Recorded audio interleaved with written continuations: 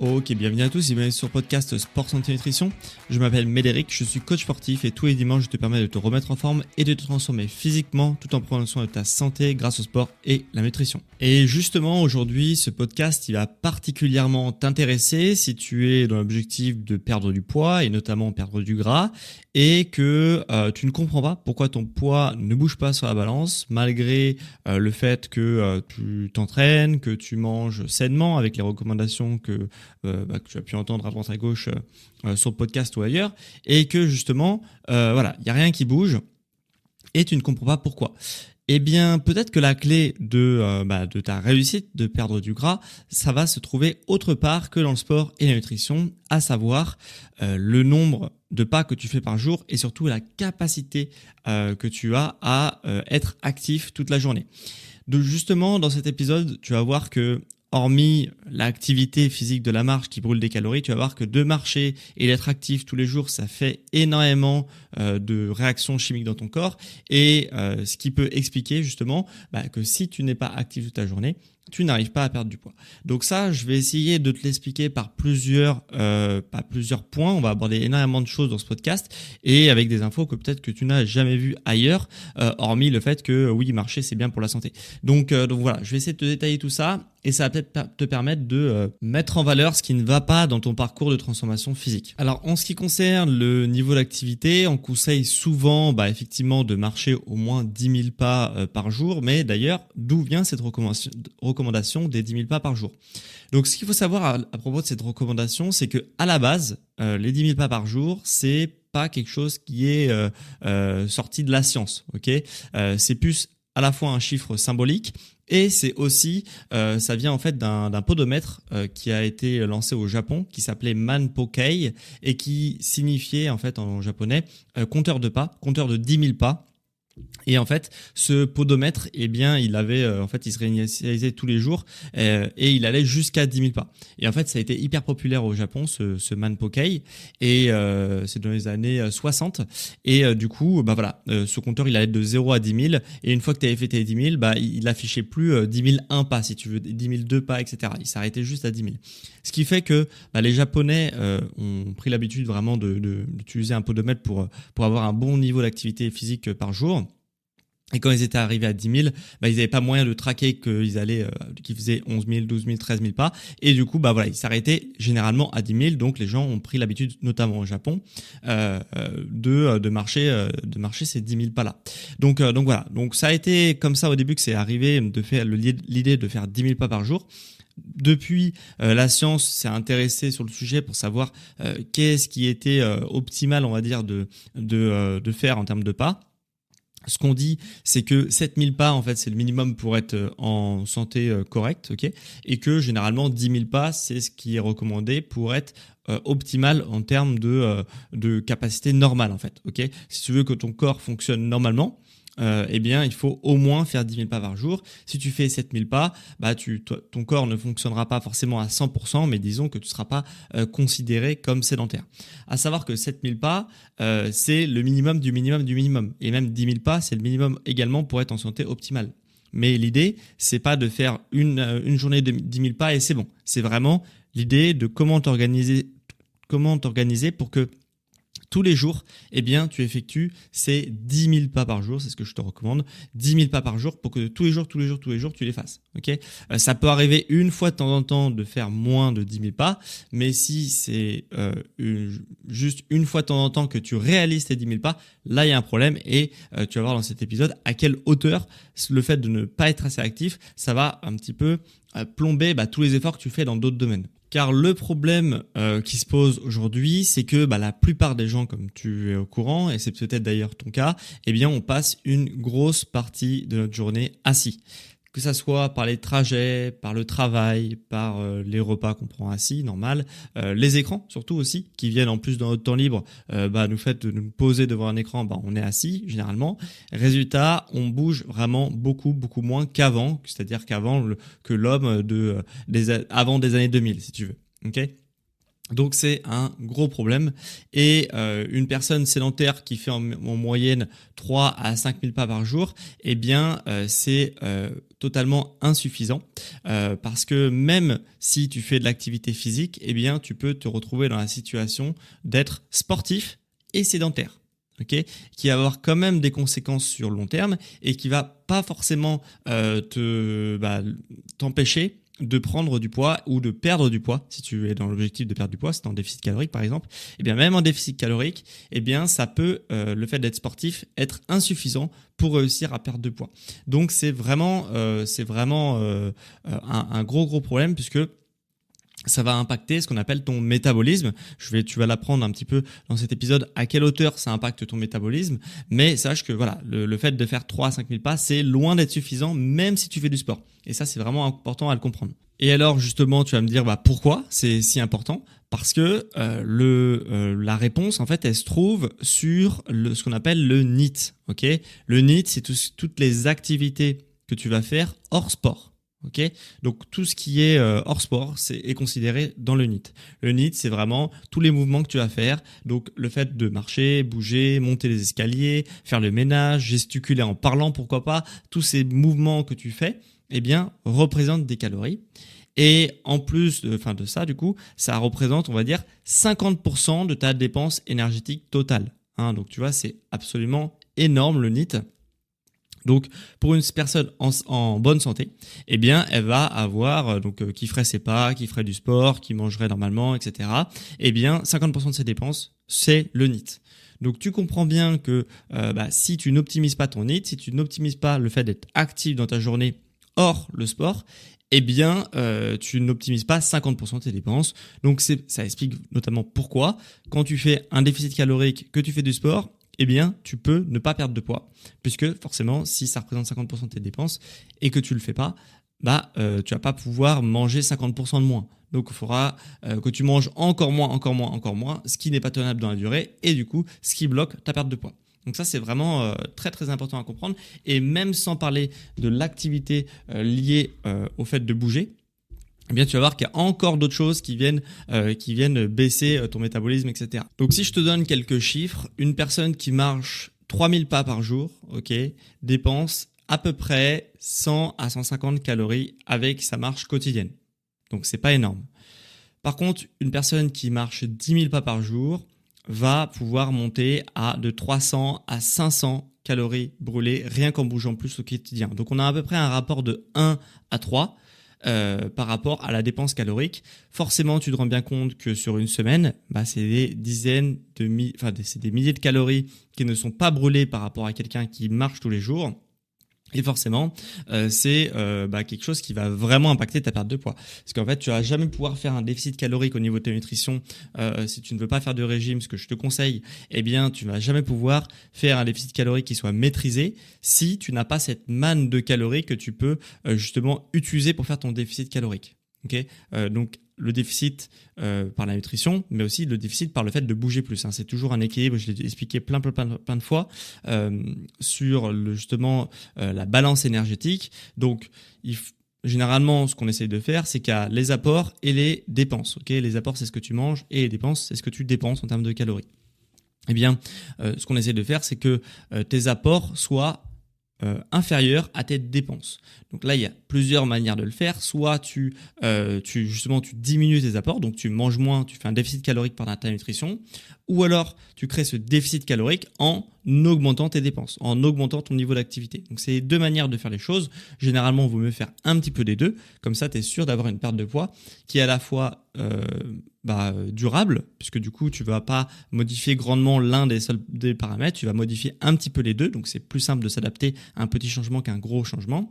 Et en plus de ça, forcément, du coup, c'est beaucoup plus durable et c'est aussi beaucoup plus sain, puisque ça t'impose moins de restrictions. Donc ça, c'est très très important. Mais ce que je voulais te transmettre via cet épisode, c'est que hormis la dépense calorique liée à l'activité, c'est celle qu'on pense en premier de « Ah oui, il faut que je marche plus parce que ça va me permettre de brûler des calories », il n'y a pas que ça. Il y a aussi ce que j'appelle le mythe du on-off, puisque en fait, on a souvent l'idée reçue que la marche, c'est forcément je marche, je brûle des calories et c'est ça qui va me permettre, comme je te dis, de faire rééquilibrer ma balance calorique et d'avoir plus de dépenses que d'apports. Donc ça, c'est ce qu'on pense en premier quand on pense à la marche de je vais brûler des calories en marchant. Mais il y a aussi ce qu'on appelle le mythe du home off, c'est-à-dire que la personne, voilà, elle pense que dès qu'elle va marcher, elle va brûler des calories et si elle reste assise, elle va brûler beaucoup moins de calories. Mais pour exprimer un petit peu ce mythe du on-off, il faudrait que je te parle une métaphore d'une voiture en hiver. Quand tu as une voiture en hiver justement et qu'elle est complètement froide parce que c'est gelé dehors, etc., ce qui va se passer, c'est que tu vas la démarrer et au final, elle va pas être tout de suite hyper performante, ok, puisque le moteur est complètement froid. Donc généralement, ce qu'on conseille, on le conseille de moins en moins parce que les moteurs sont de plus en plus performants, mais avant, ce qu'on conseillait, c'est que voilà, quand tu es en hiver, tu allumes ta voiture et tu attends voilà, un petit peu pour que ton moteur chauffe, etc. Pour que voilà, la température du moteur soit de plus en plus élevée et que quand tu te décides finalement à prendre la route, elle soit 100% performante. Et que voilà, elle soit 100% performante, tout simplement.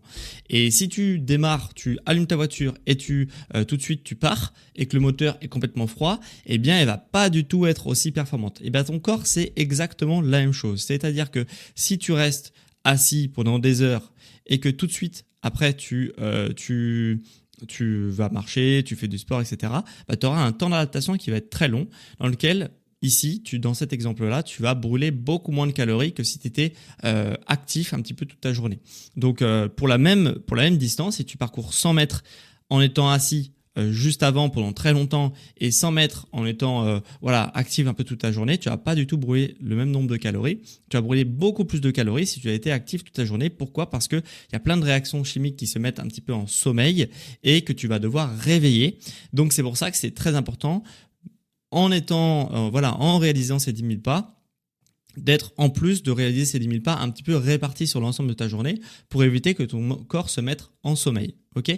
Donc ça, c'est quelque chose qu'on ne pense pas du tout et c'est pourquoi également, pour avoir une santé optimale, en fait, il faut que ton corps soit actif tout le temps, qu'il produise énormément de choses tout le temps pour que justement, à chaque fois que tu utilises ton corps pour faire des activités, etc., eh bien, il soit tout le temps un petit peu à 100%. Et c'est ça qui va te permettre de découvrir ce que c'est la pleine santé, c'est-à-dire de toujours pouvoir être au taquet sans avoir de coups de mou dans sa journée, etc., de par les réactions qui se mettent en sommeil quand tu restes assis vraiment beaucoup trop longtemps dans ta journée. Et du coup, qu'est-ce qui se passe quand on reste assis trop longtemps ? Parce que là, je t'ai expliqué un petit peu grossièrement, mais qu'est-ce qui se passe concrètement dans ton corps quand on reste assis trop longtemps ? Il y a 3 effets majeurs de quand on reste assis trop longtemps. La première chose, c'est que le corps, il va réduire son activité enzymatique, ok ? Notamment une enzyme que l'on appelle la lipase, qui est une lipoprotéine, et qui aide à décomposer les graisses. Donc, plus tu restes assis longtemps, moins tu vas produire cette enzyme qui sert à décomposer les graisses, et du coup, moins tu as cette enzyme qui est active, plus ton corps a tendance à stocker des graisses au lieu de les brûler. Donc ça, c'est une très mauvaise chose quand on essaye de perdre du poids, parce que forcément, c'est une enzyme clé sur ta capacité à déstocker des graisses. Et à l'inverse, ça va te permettre de stocker des graisses si tu restes assis trop longtemps, ce que tu n'as absolument pas envie dans une perte de poids. Donc ça, c'est la première chose. La deuxième chose, c'est que ta circulation sanguine et ton oxygénation musculaire va être beaucoup moins performante. Elle va s'amoindrir, ok ? Tu vas avoir ton sang qui est moins oxygéné et du coup, forcément, ton corps il fonctionne au minimum puisque il y a énormément de réactions dans ton corps qui fonctionnent avec de l'oxygène. Donc forcément, si tu comprends bien que si tu as moins d'oxygène dans ton corps, eh bien les réactions chimiques elles vont ralentir puisqu'elles vont se caler un petit peu avec ton niveau d'oxygénation. Ok ? Donc ça c'est la deuxième chose. Et la troisième chose, c'est que en plus de ça, ça va avoir un impact négatif sur ta glycémie. Et du coup, par l'intermédiaire, l'insuline, qui est l'hormone de stockage justement du sucre en excès de ton sang, donc le sucre de ta glycémie qui est en excès. Ok ? Et du coup, forcément, comme c'est une hormone de stockage, l'insuline, on veut qu'elle évite d'être produite en quantité, on va dire, conséquente. On veut vraiment que l'insuline elle soit déclenchée de manière vraiment voilà, très petite, ok. J'arrive pas à trouver mes mots, désolé. Et du coup, voilà, on essaye d'optimiser la production d'insuline pour pas en produire trop, pour éviter que le corps stocke des graisses de manière inutile. Ok, donc ça c'est très très très très important, puisque quand tu as un repas qui est à base de glucides, généralement dans tous les repas il y a des glucides. Et forcément, quand il y a des glucides qui sont en excès, le corps va stocker ces sucres, donc ces glucides, sous forme de graisse par l'intermédiaire de l'insuline. Donc tu comprends bien que si tu produis moins d'insuline, tu vas moins stocker également après. Donc c'est les 3 effets majeurs de la sédentarité prolongée. Et à l'inverse, si tu n'es pas sédentaire de manière prolongée dans ta journée, tu vas avoir énormément d'effets positifs. À savoir, déjà, tu vas avoir une meilleure circulation sanguine et une meilleure oxygénation sanguine, ok. Donc comme je te l'ai dit, du coup tu vas avoir des réactions chimiques qui sont liées à ta capacité à ton corps d'avoir du coup de l'oxygène qui circule dans le sang. Donc ça va être optimisé et du coup tu vas franchement bien plus brûler de calories par intermédiaire des muscles notamment. En plus de ça, tu vas activer ce qu'on appelle les mitochondries, qui sont les petites centrales énergétiques dans tes cellules. Plus tu marches souvent, et bien plus ces mitochondries vont être performantes, donc plus tu vas également brûler des calories pour chaque mouvement que tu fais. Donc ça c'est très important, c'est un petit peu ce que je t'expliquais tout à l'heure, c'est pas un bouton on-off. Les mitochondries elles vont s'activer progressivement et se mettre en sommeil progressivement également. Donc ça c'est à prendre en compte, c'est pour ça qu'il faut être actif un petit peu toute la journée. Faut savoir, si je te donne un ordre de grandeur, que ces mitochondries elles mettent à peu près 15 minutes à la fois à se réveiller et à se remettre un petit peu en sommeil. Donc ça veut dire que quand tu marches, si tu es actif 15 minutes, au bout de 15 minutes tu vas être à ton plein potentiel au niveau de tes mitochondries. Okay. Et si tu restes assis, au bout de 15 minutes, elles vont se mettre en sommeil pour retomber à un niveau plus bas. Okay. D'où l'importance de régulièrement. Alors, toutes les 15 minutes, ça va être très très très compliqué à mettre en place, sauf si tu as un métier où vraiment tu es actif.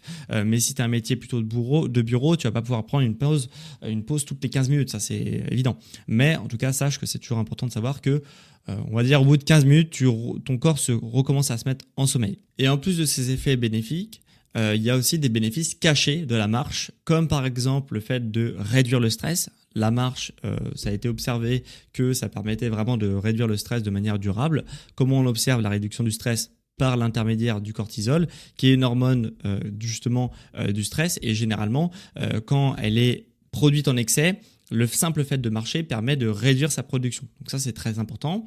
Et du coup, par l'intermédiaire de cette baisse du cortisol, eh bien, ça évite aussi les fringales et les grignotages. Il faut savoir que la marche, c'est un excellent, on va dire, moyen de substitution au grignotage alimentaire. Okay ? Donc, plus tu marches, moins généralement tu as envie de grignoter. Et en plus de ça, souvent ça te permet aussi de passer tes pulsions. Donc si tu es du genre à avoir des pulsions de grignotage à certaines heures, etc., essaye de les remplacer par la marche, parce que c'est un excellent moyen de substitution, parce que ça produit des hormones qui sont semblables à celles que tu vas retrouver justement dans ton grignotage, notamment la dopamine, l'endorphine, etc. Donc c'est très très important d'avoir ces effets bénéfiques cachés. Là, le deuxième gros point positif, c'est le meilleur sommeil. Il faut savoir que là aussi, ça a été observé par la science. Alors, s'il n'y a pas de consensus non plus, mais ça a été quand même largement observé que les personnes qui marchaient plus dans leur journée avaient tendance à aussi avoir un meilleur sommeil. Donc, on ne sait pas encore s'il y a une corrélation totale, mais en tout cas, ça paraît totalement logique que plus tu dépenses, plus tu as tendance à avoir une bonne activité physique dans ta journée, plus forcément ton corps est fatigué, à la fois physiquement, par la marche et peut-être mentalement par ton travail, etc. Il faut les deux pour avoir un bon sommeil. Donc voilà, si tu fais que de la dépense psychologique, tu peux avoir un mauvais sommeil. Il faut aussi qu'il y ait la dépense physique, et du coup la marche elle permet de combler ça. Donc ça c'est parfait. Et comme je te l'ai dit tout à l'heure, tu as un effet positif aussi sur la digestion et la gestion de ta glycémie. Et sache que marcher après un repas, c'est une excellente manière d'à la fois de réguler ta glycémie pour éviter que ton corps produise trop d'insuline après ton repas, et du coup que tu as un coup de barre après ton repas, et aussi un stockage des graisses après ton repas. Donc ça c'est une chose qui est vraiment importante à mettre en place. Et en plus, par l'aspect que la marche, en fait, ça te permet également d'avoir la position de ton corps quand tu marches. Donc le fait d'être debout, ça permet de mieux digérer également, hein. La pire chose pour le corps, c'est d'être allongé, et la meilleure chose, c'est d'être debout. Et la chose moyenne, on va dire, c'est d'être assis. Ok, parce qu'en fait, de par l'apesanteur, si tu veux, eh bien, ça permet justement de mettre les organes et ton bol alimentaire, donc les aliments que tu as pris dans ton repas, dans une position optimale avec la pesanteur pour que la digestion se fasse convenablement. Okay, donc le fait d'être debout après un repas, c'est la meilleure chose pour justement optimiser le travail des organes digestifs. Donc ça, c'est très très important, et en plus ça te permet de réguler ta glycémie. Donc c'est encore une fois un super truc à mettre en place si tu peux, de marcher après un repas. Et on va finir par tout un tas de petites astuces que je peux te donner pour réussir à marcher plus dans ta journée. Donc l'idée, c'est peut-être pas de tout intégrer, hein, parce que ça va être très compliqué. En tout cas, tu pourras l'intégrer peut-être petit à petit, mais du jour au lendemain, ça va être un petit peu compliqué. Mais l'idée, c'est de voir ce que tu fais déjà et de l'améliorer pour faire plus de pas sans même t'en rendre compte, ou presque. Donc, première chose, pour l'aspect travail, donc si tu as un travail de bureau, la base de la base de la base, c'est toutes les 30 à 60 minutes, de marcher pendant 1 à 2 minutes. Donc ça peut être une pause pipi, une pause où tu vas remplir ta bouteille d'eau qui est posée à côté de ton bureau pour justement, très régulièrement devoir soit aller aux toilettes parce que tu bois beaucoup, soit aller remplir ton eau parce que tu bois beaucoup. Ok, donc voilà, ça paraît rien, mais petit à petit, si tu le fais plusieurs fois dans ta journée, c'est quand même à la fois des pas que tu vas faire dans ta journée, et à la fois, comme je te dis, de l'activation au niveau des mitochondries pour que tes mitochondries ne soient pas totalement en sommeil toute la journée. Okay, si tu peux également au travail passer des appels, et que t'as pas besoin de rester forcément à ton bureau pour passer des appels, essaye peut-être de marcher en passant tes appels, si t'as pas besoin d'être derrière un bureau, pour justement faire des pas tout en travaillant. Donc ça, c'est des choses que tu peux mettre au travail. Dans tes déplacements, il y a plusieurs cas de figure. Soit tu descends, soit tu prends le métro ou le bus. Dans ces cas-là, tu peux descendre peut-être un arrêt plus tôt de ta station de métro ou de ton arrêt de bus, pour faire le dernier arrêt finalement en marchant, pour être complètement actif et réveillé avant d'aller au travail ou en rentrant à la maison. Ok, donc ça c'est avant justement du coup d'être assis pendant peut-être longtemps, soit quand tu rentres chez toi, soit quand tu vas au travail. Donc ça c'est la première chose. Si tu prends la voiture pour aller au travail ou pour rentrer chez toi, hein, de toute façon, voilà, si tu vas au travail, tu rentres si tu vas au travail en voiture, tu rentres en voiture, logiquement. Mais en tout cas, si tu vas au travail, essaye de pas garer forcément ta voiture au plus proche de là où tu veux te rendre, mais peut-être gare-toi un peu plus loin. Même chose chez toi. Alors, si tu as un garage chez toi, etc., voilà, utilise ton garage. Mais si tu, t'es en ville et que tu n'as pas la possibilité de garer forcément ta voiture devant chez toi pour l'avoir de toute façon à portée, essaye de la garer peut-être un peu plus loin que ta place vraiment optimale, surtout si tu n'as pas de course à débarrasser ou des trucs comme ça jusqu'à chez toi. Donc voilà, ça c'est aussi une petite astuce de s'obliger à marcher, etc.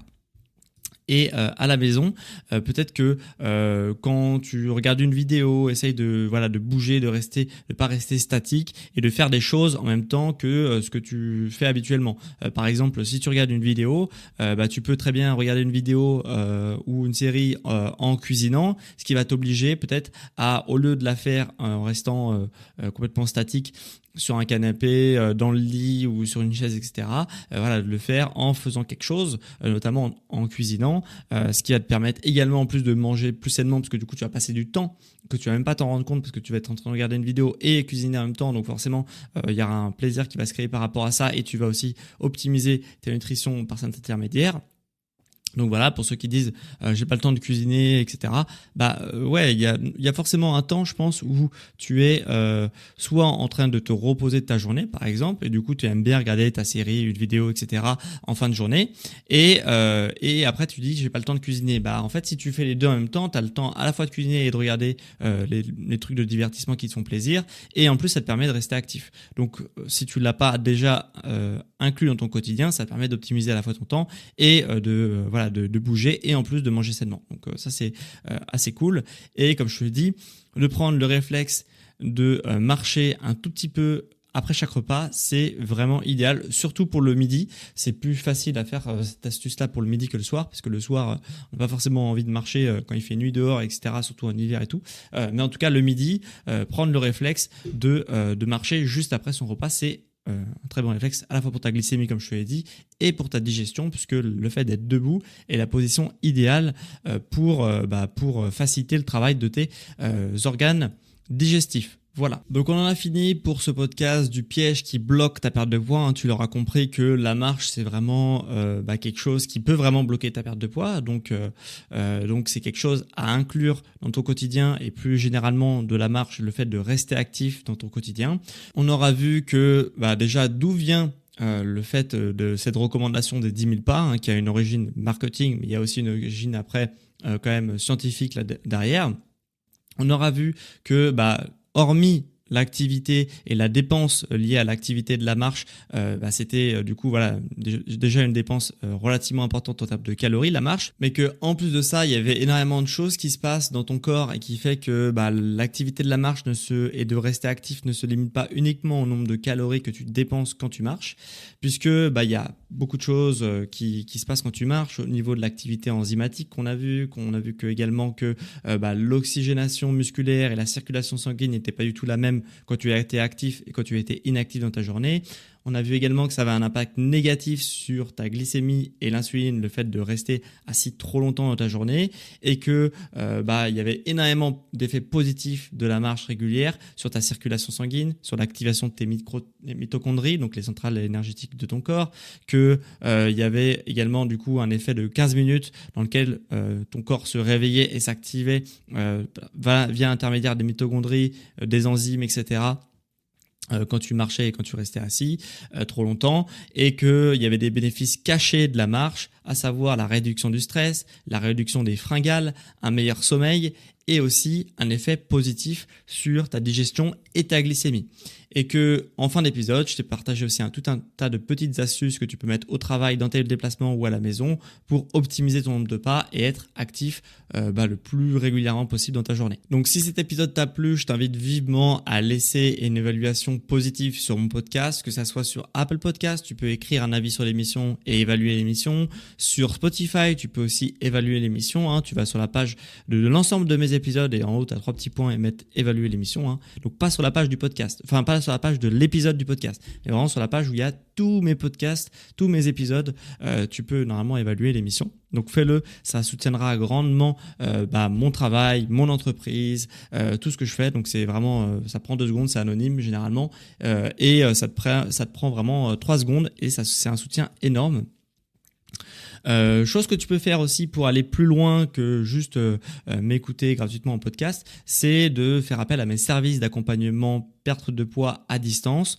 Mes services d'accompagnement à distance sont entièrement personnalisés. L'idée, c'est de te trouver la méthode à la fois la plus rapide et la plus durable pour ton cas, pour arriver à ton objectif de perte de poids. Je me centre principalement sur les personnes qui ont plus de 5 kilos à perdre, qui les séparent en fait de leur poids de forme.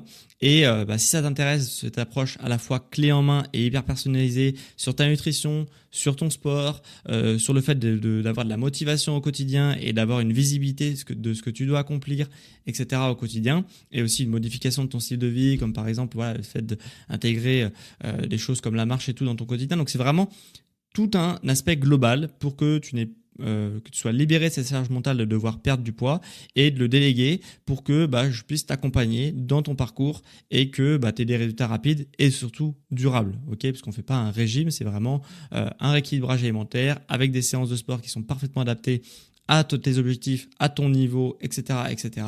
Et tout un accompagnement aussi motivationnel pour que tu sois surboosté chaque semaine et que tu puisses accomplir ce que tu as à accomplir, et qui te correspondent. Donc voilà, donc si ça t'intéresse, tu as un lien en description, tu as un lien sur mon site internet sportsanténutrition.com et normalement tu devrais, si ça t'intéresse, pouvoir aller trouver ce que je fais en termes d'accompagnement personnalisé à distance. En tous les cas, c'était vraiment un plaisir pour moi de te faire cet épisode sur les 10 000 pas, le piège qui bloque ta perte de poids. Et on se retrouve quant à moi dimanche prochain à midi pour un prochain épisode sur le sport, santé et nutrition. Ciao les sportifs intelligents!